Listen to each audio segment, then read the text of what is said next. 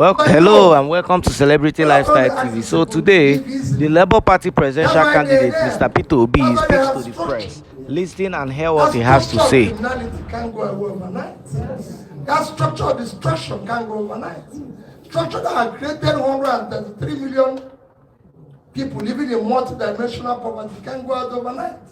Structure that has created 95 million people living under absolute poverty can't go out overnight. Structure that have created over 20 million out of school children can't go out overnight. All we need to show is commitment, resilience, like use all the resources, all our energy, everything. All I assure them that I'm not going away. I'll be at the forefront. We will walk through this darkness until day break.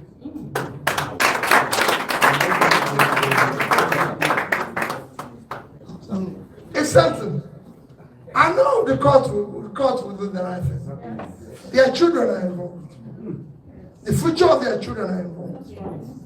I had experience today, just today, that I told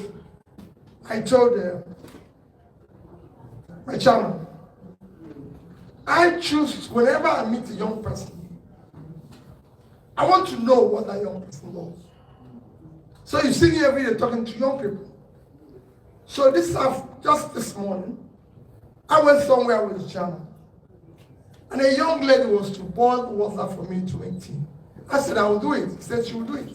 She was excited to do it. She was worried. I said to me, she was almost in tears that I lost the election.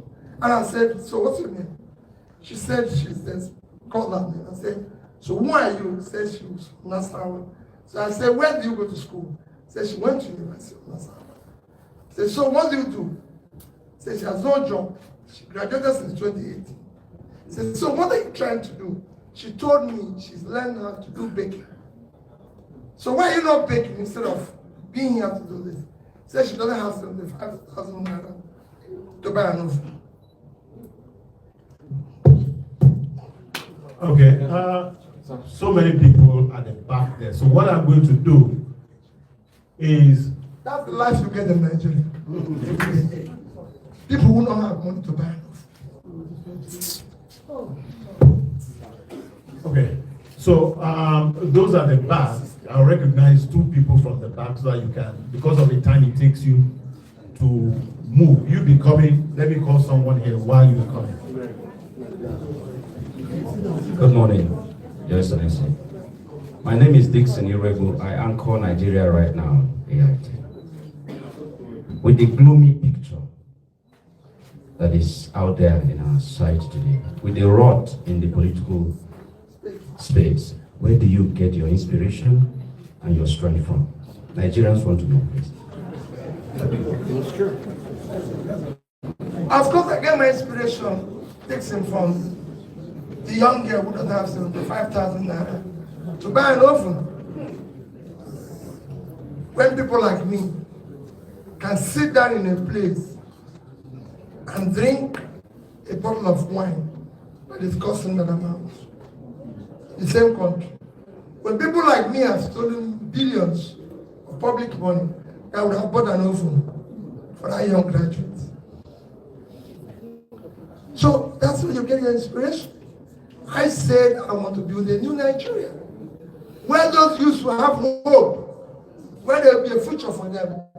But I do the right things so that they can emulate the right things. We cannot do it. We have to teach them how to do the right thing. They have an opportunity to do what other people are doing. And you've seen it from my corporate world, where I chair corporations, including Security and Exchange Commission, to my being governor of a state. I had the opportunity to do what other people are doing without them to do it. Because we have to live and show an example. And use the resources of the country, public resources, for public good. And ask those who have the opportunity of doing the right thing for the country to do the right thing. If we have a security man, he should do his job.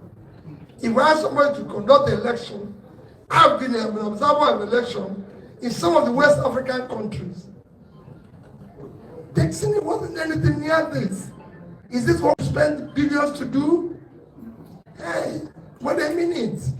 We should have used that billions to do something else and announce what we announced.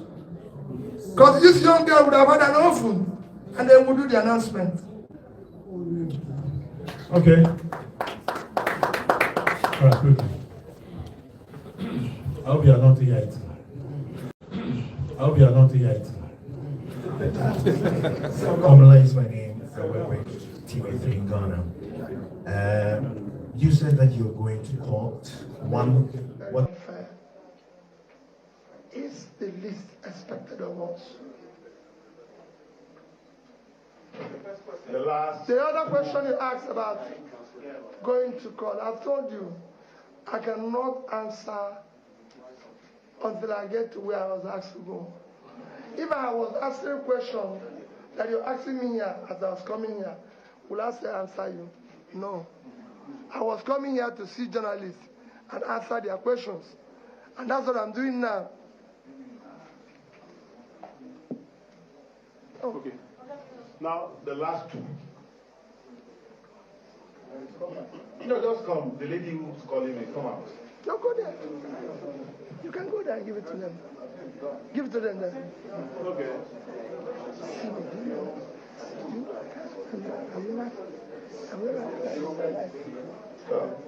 Your Excellency, good afternoon. I've never done such. Because I didn't know. Good afternoon, sir. My name is Kingsley of the Daily Independent newspapers. I wouldn't want to throw a popular part now. My question to you would be, Nigeria has seen a lot, from the violence in the northeast to the killings in some other parts of the country in the south. If, for the sake of peace, the person and the party that was declared to be the winner approaches you for a unity government, for the sake of peace, don't you think also should be shaped and without the path of peace?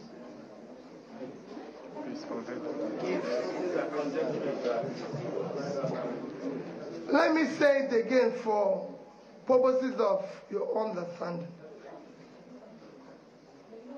I have never, if you remember when I made my general comments, where is it?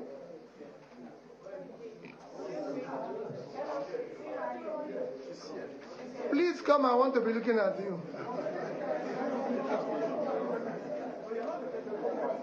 Listen very carefully.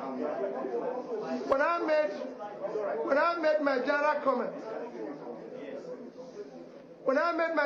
comments, if you recall, I did ask for people to go about peacefully. And since after that election, I've never done anything to show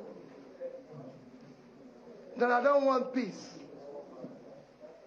I believe in a very peaceful Nigeria. I've had several phone calls where I asked people to remain calm and peaceful. That has nothing to do with what I'm challenging. I'm challenging the process. If the process is faulty, it's faulty. In fact, you can't build peace on a faulty foundation. It's never happened to anyone in the world. You have to the foundation has to be right for peace to prevail. And that is what the foundation is, what I'm challenging. And I'm pleading with you. It's not about me, it's not about you. It's about the future of the society, our children and future generations who live in. It has to be built on foundation of honesty, transparency, justice, fairness. we went into election where somebody said and promised and shouted, this is the route we are going to go. This is how we are going to go there. And we followed the track. All of us. Suddenly, in that long distance journey. And it wasn't one day. And it wasn't quick. It lasted for over 1 year. And all of us told that line. Followed it. And suddenly, as we get to the end of it, somebody jumped from somewhere and claimed the prize. What did he do? At that stage, my brother, it's not about peace. There's a process of being anything you want to be. If you want to be a professor, you must go and be a lecturer, write thesis, and you are proved to be a professor. If you want to be a doctor, you go and read medicine. You cannot suddenly, from being a lawyer, and you say conferred a doctorate degree. No. Lawyers go through law school. I can be a lawyer. I cannot be awarded senior advocate today, no matter my knowledge of the law, because it is a process of being a senior advocate. Process is important, my brother. That's what makes a society. In this society, we have seen people suddenly become a senior advocate without going to law school. That's what we want to stop. Orderliness, rule of law. That's what makes a society. Thank you very much, Your Excellency. I think in the interest of time, you have a whole lot of things to do. There was one lady. Yes. I asked her to come because I know how you feel about young people. I wanted her to ask the questions, but she got tired standing. Oh, no. Do you still want to ask your question? That young girl. Okay. That young girl. Yes, I gave her the opportunity. Where is she? Scared her away. He's not angry. Huh? Her boss. No, her boss shouldn't intimidate her. So, hello. Okay, you can come now. Please come. Ask that question. Take it to her, sir. Please. Feel free.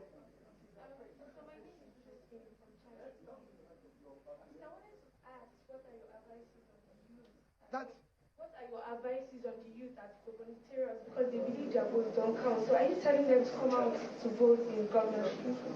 Thank you.